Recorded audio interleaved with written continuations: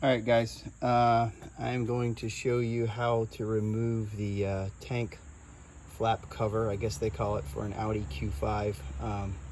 Thought this was going to be extremely difficult, but after YouTubing a few things, looking at similar models, this one's a little different than the video I saw, but really super simple. So again, this is a 2015 Audi Q5. If your actuator gets stuck, the actuator's right here. This thing, when you press on your gas flap, it releases it. And when that stops working, which apparently that's a pretty common problem, you can't get to it. So I'm going to show you in the trunk. You're supposed to come in here in the trunk, and your side panel, you remove that.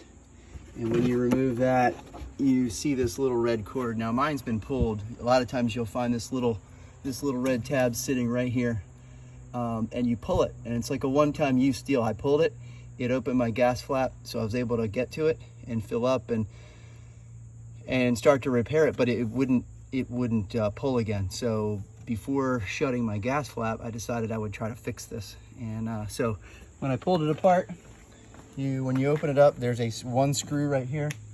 It's a Torx screw. So you just undo that screw, and then this whole unit cams out like this. So what I did, there's this rubber flap at the bottom.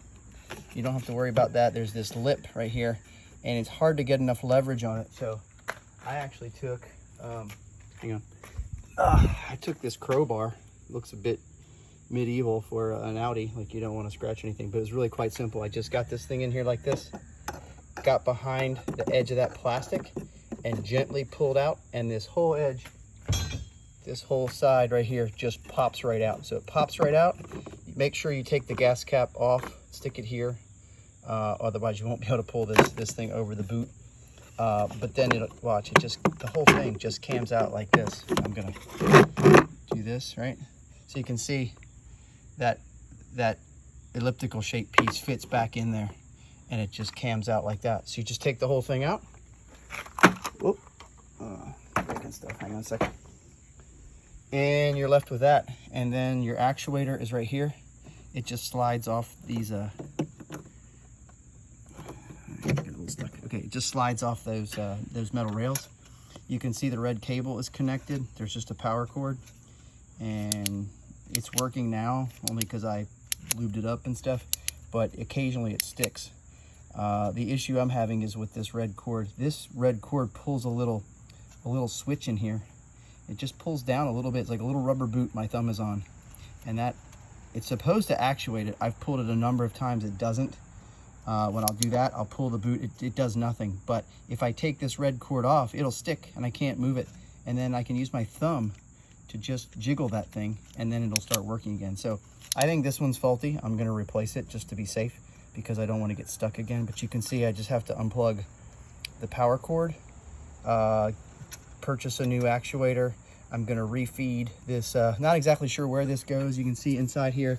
I think it originally went down into that hole right there. I'm not 100% sure, but this is, you can actually see this hole from the other side of the trunk. You can't, once you go down there, there's really no easy way to get into the trunk. So I'm thinking I'm going to fish the red cord back through here for the new one, and then back into the trunk.